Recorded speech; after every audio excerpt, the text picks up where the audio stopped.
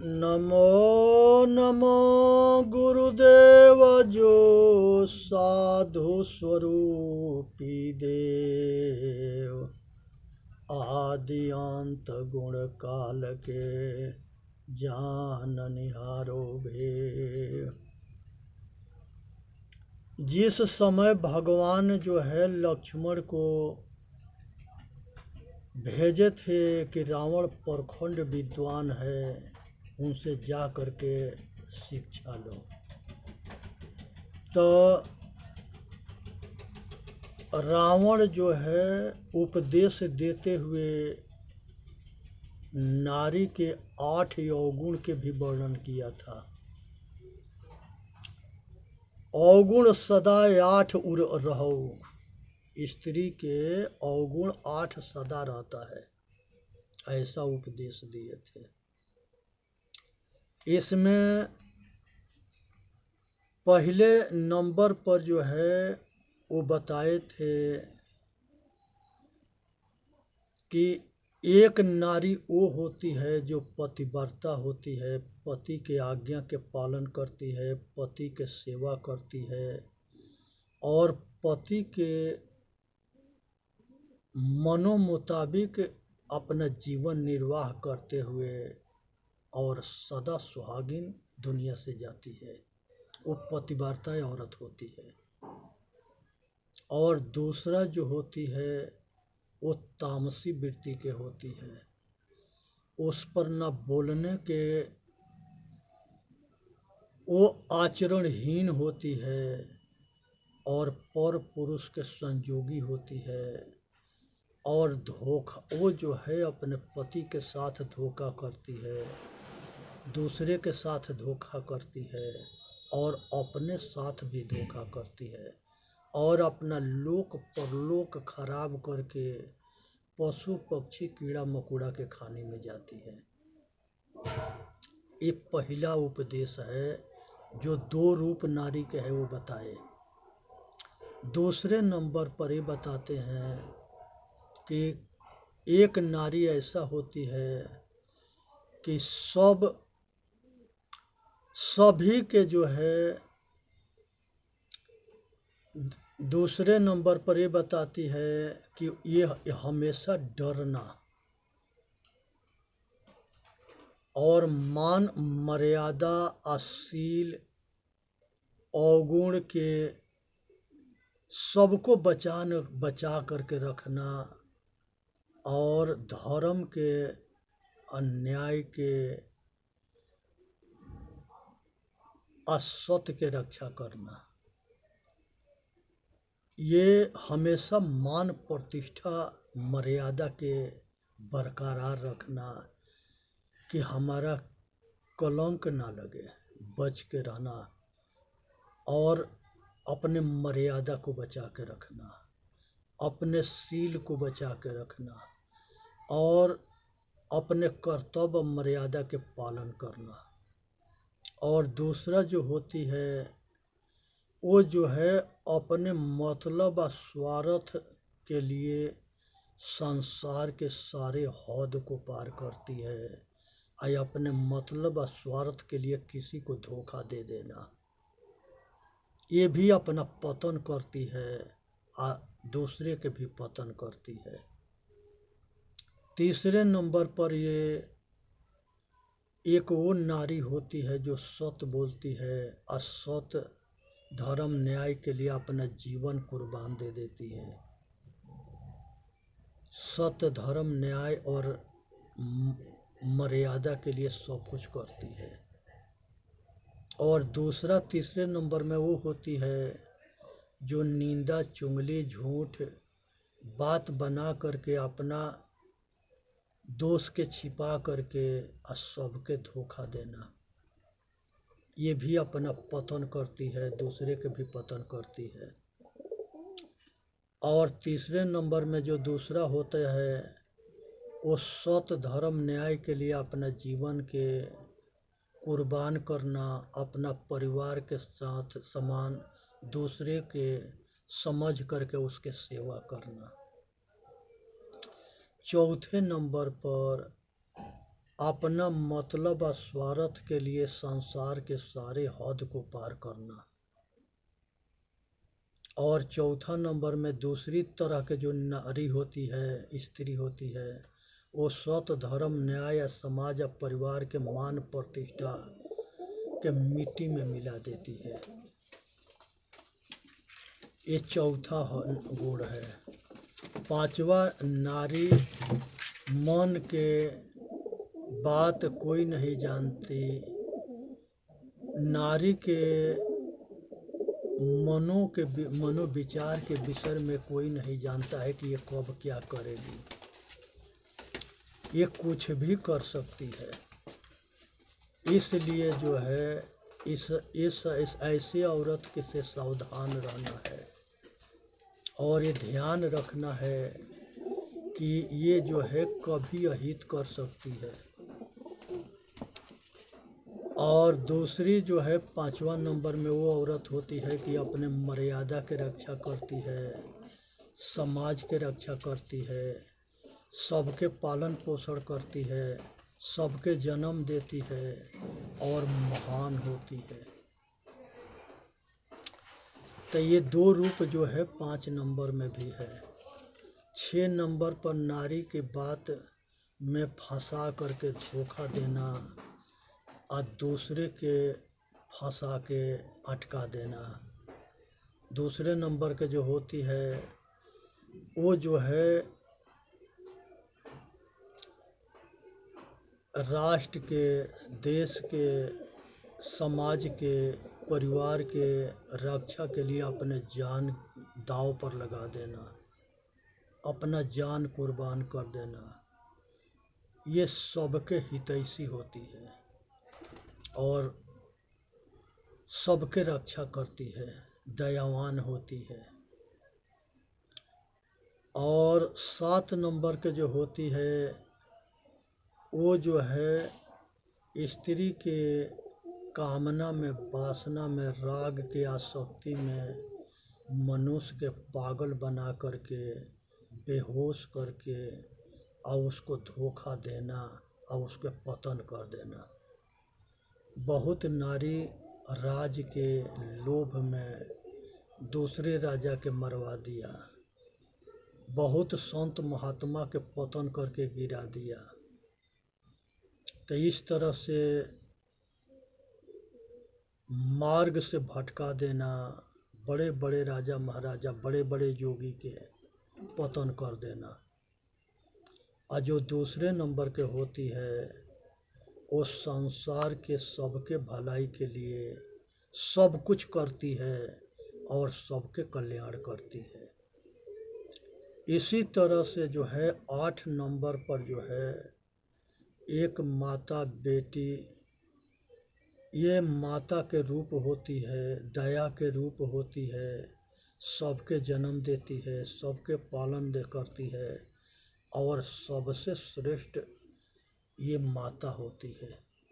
इसीलिए सर्वोपरि है, अपूज्य है, अश्रेष्ठ है।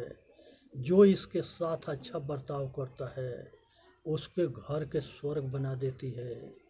और दूसरी जो होती है, जहाँ पर औरत के सम्मान इज्जत नहीं मिलता तो वहाँ पर वो जो है उस घर के नरक भी बना देती है, वहाँ जीना हराम कर देती है और उसके घर के जो है पतन कर देती है। इसलिए सभी माता, बहन, बेटी, पत्नी काम भोग में अंधा बन करके और गुलाम भी बना करके अब पतन करा देती है। ये बंधन से मुक्त भी करा देती है और बंधन में आसक्त अंधा बना के गुलाम भी बना लेती है। इसलिए आज ज़रूरत है कि हर मनुष्य इस काम की आग में अपना पतन ना करे, बचे। इसी में मानव जाति के हित है। इस पर एक कहानी है कि गुरु विश्वामित्र जी बहुत ऊंच कोट के ऋषि थे और विश्वामित्र के जी के मेनका से देख करके मोह पैदा होता है और उसमें आसक्त हो जाते हैं। उसके बाद से उसे संपर्क करके और उसके साथ संयोग करते हैं तो शकुंतला नाम की एक बेटी पैदा होती है और वो धीरे धीरे बड़ी होती है तो उसके साथ वो उसके जो है जिस आश्रम पर रहती थी उस आश्रम पर उस रास्ता पर दुष्यंत राजा आते हैं और दुष्यंत उसके देख करके आयासक्त होते हैं, उसके प्रेम में पागल होते हैं और उससे गंधर्व शादी करते हैं। गंधर्व शादी करने के बाद से उसके जो है भूल जाते हैं, फिर बाद में याद होता है, फिर उसके बाद वो जो है रानी बनती है, उसी से भरत पैदा होते हैं।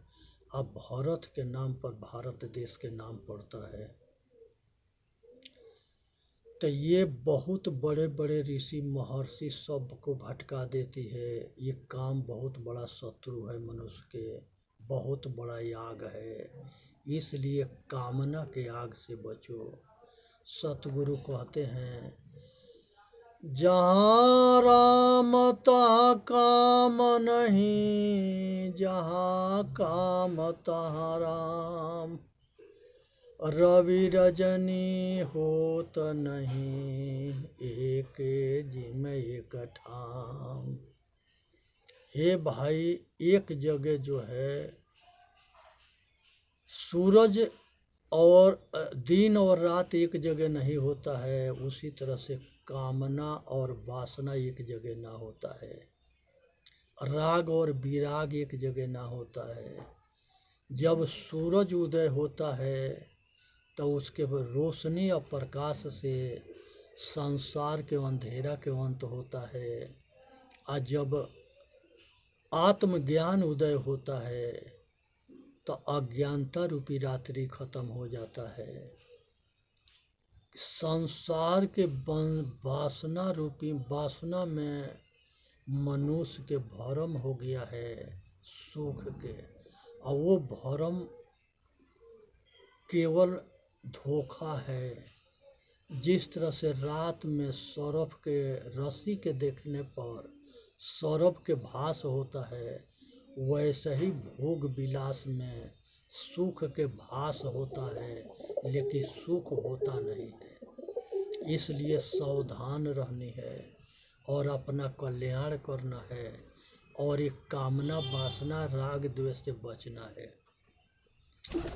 एक कर्म वो होता है जहाँ पर मनुष्य जो है बीज के आग में भूज देगा तो उसके जामने के शक्ति नष्ट हो जाता है। उसी बीज के अगर मनुष्य जो है जमीन में बो देगा तो अनेक अनाज पैदा कर देगा। तो यहाँ पर उसी तरह से अपने इच्छा रूपी कामना वासना के विवेक और वैराग के ज्ञान वैराग के आग में भूज देनी है। तो जब एक कर्म भूज दिए जाएंगे, इच्छा समाप्त हो जाएगा, तो जन्म मरण के चक्कर छूट जाएगा। तब बीज को अगर आग में भूज दिए तो जामने के शक्ति नष्ट हो जाता है। अपने सारे कर्म इच्छा के हम ज्ञान और वैराग के आग में समझ करके त्याग देते हैं तो जन्म मरण के चक्कर छूट जाता है। यही दुख है जो अनादि काल से जन्म मरण के चक्कर में घुमाते ले आ रहा है। मनुष्य के जन्म एक बार मिलता है 84 के बाद, अब की पासा ना परी फिर 84 जाए। अगर आपकी पासा ना पड़ेगा तो फिर 84 जाना होगा। इसलिए विचार करनी है, अपना कल्याण करना है। इसी में मानव जाति के हित है। सुने समझे विचार करे और अपना कल्याण करे। संसार के अंदर जो है मनुष्य जो है निष्कामी होना चाहिए।